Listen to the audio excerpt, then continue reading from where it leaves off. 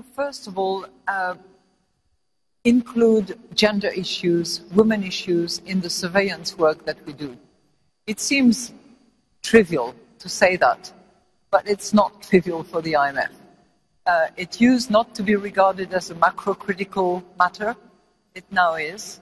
And we have actually decided not just to analyze, talk about it, but to walk the talk.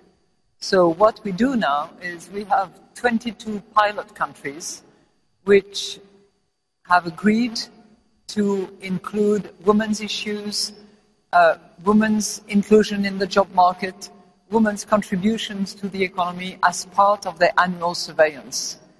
And that has helped us identify for each and every one of them what policies, whether they are tax measures, fiscal measures, structural reforms, what measures they can decide that will actually improve the situation of women.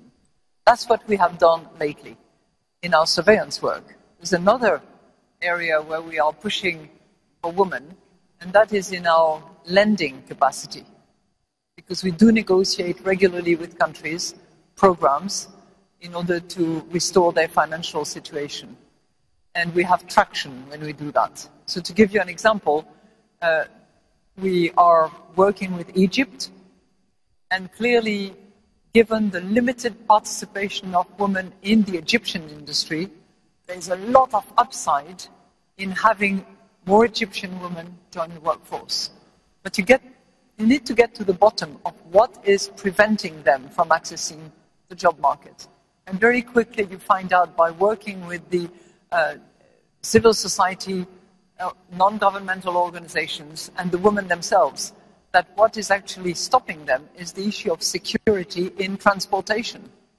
So what we would typically do then in a situation like that is we would ask the authorities to earmark particular budget items in order to improve transportation and to make it secure for women, so that in addition to the childcare centers' budgets that we also ask them to put in place, there is also better transportation so that women can go from home to work without being at risk of violence and other security issues. This is just two examples of how we are operationalizing and essentially walking the talk that is out there.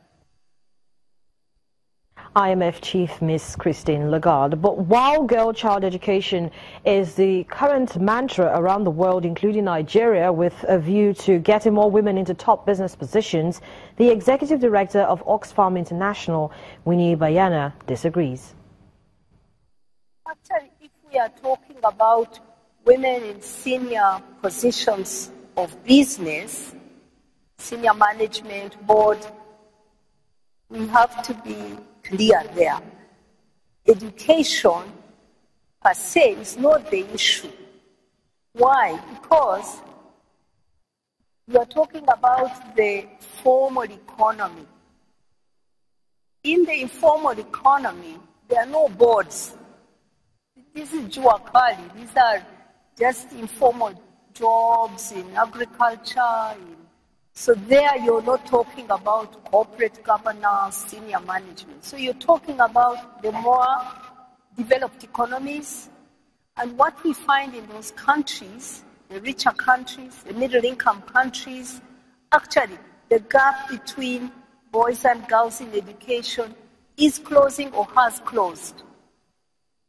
And maybe the difference can be in the gender segregation of subjects like STEM, science, technology, mathematics, having fewer girls there, and the need to increase girls' interest in STEM subjects. But the big issues lie in the market and the opportunity. And there, what we know works to increase women's participation and their rise in companies has much to do with the company policies. When there's strong leadership that puts in place workplace policies that work for women to juggle the roles of the family as the career, when they are given incentives to rise, targets and quotas for boards and senior leadership, it happens. But actually, the big issue is that women are stuck in the middle because of unpaid care work, primarily. Childcare, public transportation not being available to allow women to be able to care at home and pursue a career. So countries with good childcare, public childcare quality, good public transportation, good health systems tend to have more women rising and staying in employment. And those are some of the big public policies and corporate flexible working, promoting equality in the workplace. These are key. But education is not the big variable here. Women are catching up in middle-income countries and exceeding men in graduation, but are still locked out of economic opportunity. Well, one of the developed economies where women are enjoying a measure of flexible working environment backed by the government is Norway. Now, the finance minister, Siv Jensen, speaks on what has been achieved in her country. Norway pioneered the use of gender quotas for corporate boards. There are different opinions on that, but nevertheless, the legislation passed in 2003. We reached the goal in 2008, so we now have 40% female representation in publicly listed companies. But I'm not sure if that's the most important means, actually, to get more women in the working place. I think there are actually three things that's important. One is education. We need to make sure that more women get higher education. That has to do with making sure that education is free for everyone. So I think that's one of the most important things to do. And in our country, now more women take higher education than men. Actually, we passed the men in 2001, which means, I think eventually that means that when companies recruit in the future, they have to recruit from a broader base of women, because the women are the ones with higher education. So that's the most important thing. The second is family-friendly working life.